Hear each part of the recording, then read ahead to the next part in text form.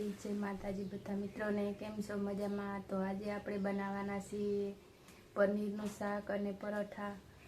તો આપણે પહેલાં તો પરોઠા બનાવીશું. અને પરોઠા બનાવવા માટે તો આપણે લોટ બાંધી લઈએ.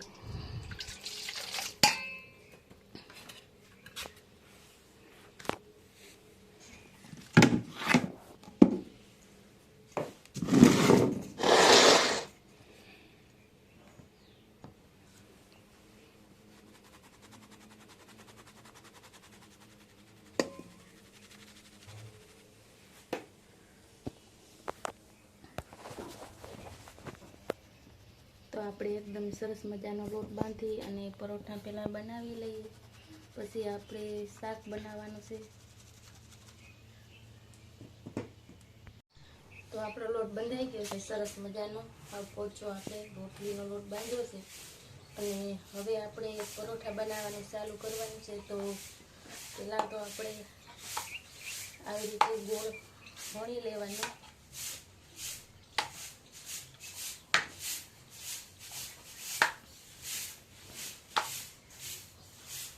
અને પછી આપણે આવી રીતે તેલ લગાવી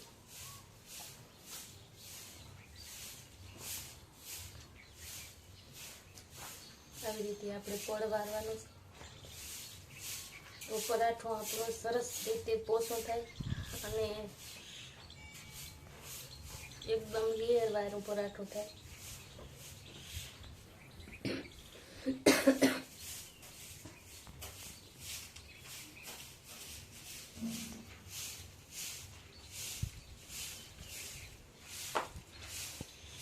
તો આપણે આવી રીતે વણી કરી અને હવે વણી લઈશું.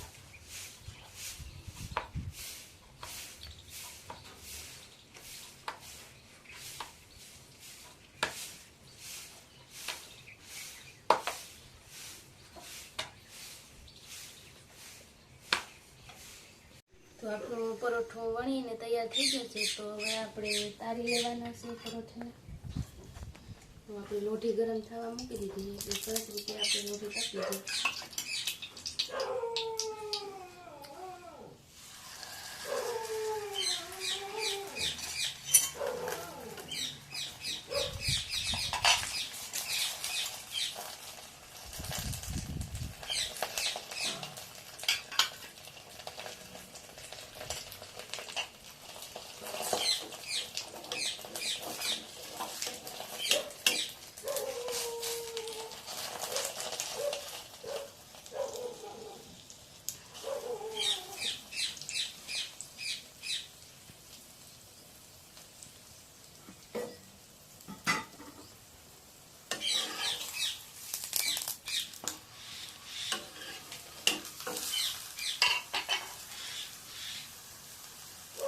આવી રીતે આપણે બે બાજુ પરોઠો ફેરવતા જઈએ અને થોડું થોડું તેલ નાખી જવાનું છે.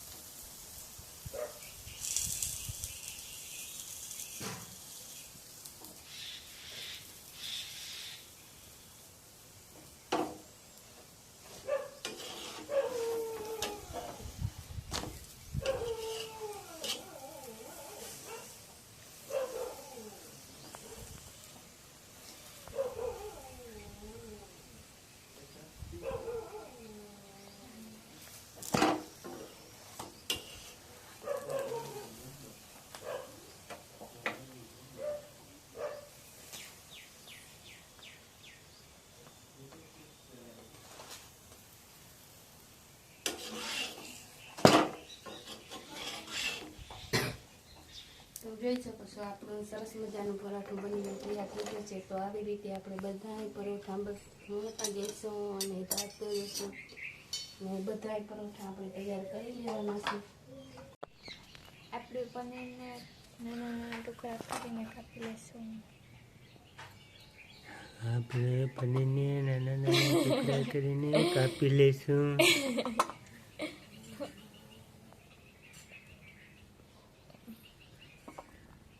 અમે નીંદરમાં હે થોડાક. આજે આ સવારમાંથી પનીરનું શાક એવું માટે બનાવવાનું છે કે અમારી છોકરીને સ્કૂલે મળવા જવાનું છે. એ માટે આ બધો પ્રોગ્રામ છે. પરોઠા પનીર. બાકી અમારા હાટું જ કંઈ ન બનાવે. ઉંદરને હું ખાવાને જોઈએ.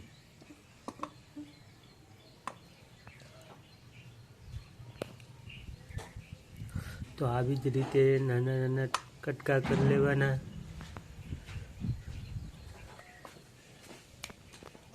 તો પનીરનું શાક બનાવવા માટે આપણે મસાલા તૈયાર કરી લીધા છે. આ આદુ લસણનું પેસ્ટ, આ ડુંગળીની ગ્રેવી ને આ ટમેટાની ગ્રેવી. તો હાલો આપણે પહેલે પનીરને આપણે તારી લેવાનું છે. પનીર ફ્રાય કરી લઈએ. આપણે તેલ ગરમ મૂકી દઈએ. એવું છે કાં તેલ ગરમ કરવા મૂકી દઈએ. કે કેટલું શાકમાં તેલ નાખવાનું હોય પનીરના? આપણે પહેલા પનીર તારવું જોઈએ ને એ માટે કાં. તેલ ગરમ થઈ ગયું છે, એમાં પનીર નાખી દઈશું ને તળવા દઈશું ધીમે ધીમે.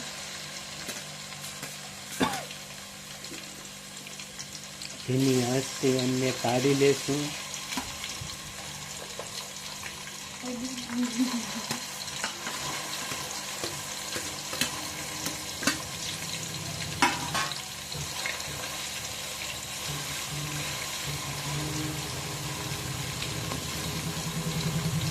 કેટલી મિનિટ સુધી તારવાનું છે? 5 મિનિટ. 5 મિનિટ સુધી પનીરને તરવા દેવાનું. પછી પાછું ઉતારી લેશું. તો જોઈ શકો છો આપણું પનીર ગોલ્ડન બ્રાઉન થઈ ગયા છે. હવે એને આપણે ઠંડા પાણીમાં કાઢી લઈએ.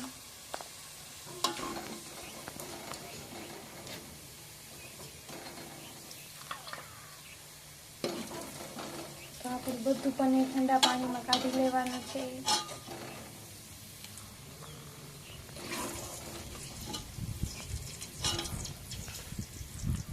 તેલ ગરમ થઈ ગયું છે. આપણે પહેલા એમાં હિંગ નાખીશું ને પછી આદુ લસણનો પેસ્ટ.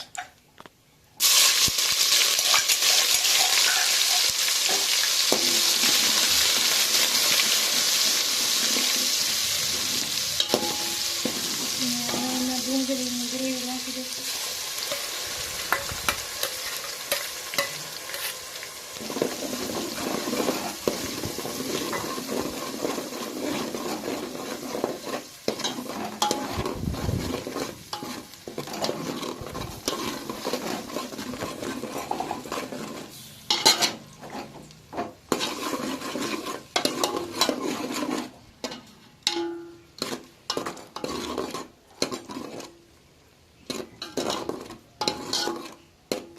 ટમેટાની ગ્રેવી પણ આપણે નાખી દઈશું. થોડીક વાર 5 મિનિટ આપણે એને પાકવા દઈશું.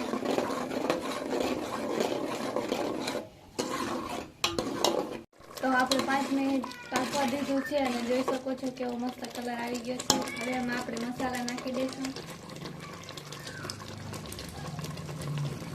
એટલે સ્વાદ પ્રમાણે મીઠું,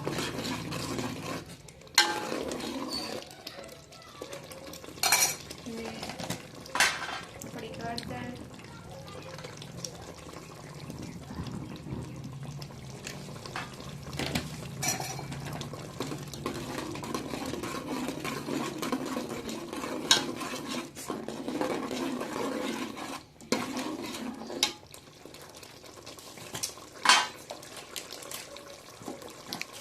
ગરમ મસાલો,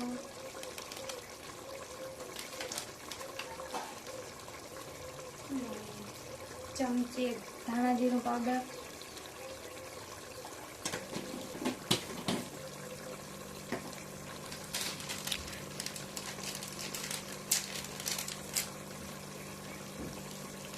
ને આપણે પનીર મસાલો પણ નાખી દઈશું.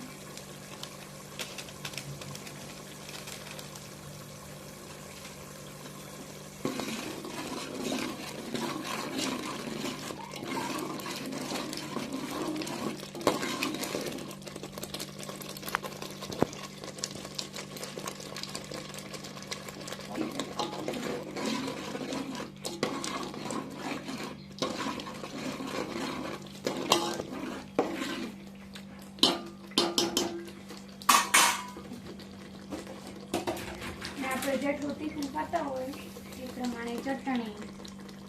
મને એ નથી ખબર કેટલું તીખું છે.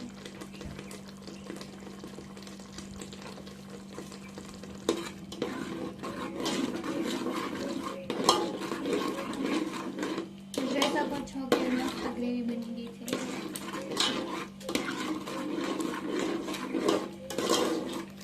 આપણે ગ્રેવી બનાવીએ કે પનીરનું શાક? ગ્રેવી બનાવી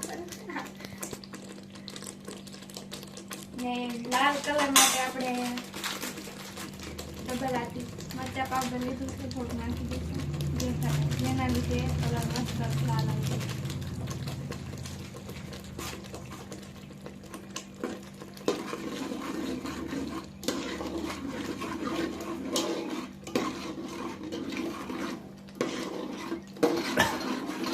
પનીરના શાકની ગ્રેવી તો બનાવી લીધી, પનીર કઈ નાખવું? હમણાં નાખી થોડું પાકવા દેવું મળે ને મસાલા બધાય. આપણી ગ્રેવી મસ્ત સરસ પાકી ગઈ છે. આપણે એમાં હવે પનીર નાખી દઈશું. પનીર એડ કરી દઈશું. હા, પનીર એડ કરી દઈશું. એકચ્યુઅલી અમને ઇંગ્લિશ ન આવડે.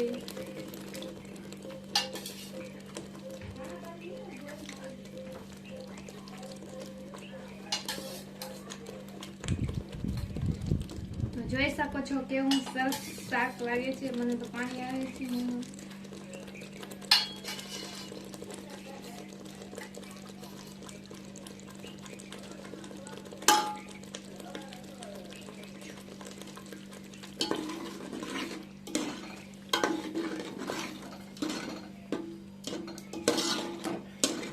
તો વિડીયો ગમ્યો હોય તો લાઈક, શેર અને સબસ્ક્રાઈબ કરી દેજો.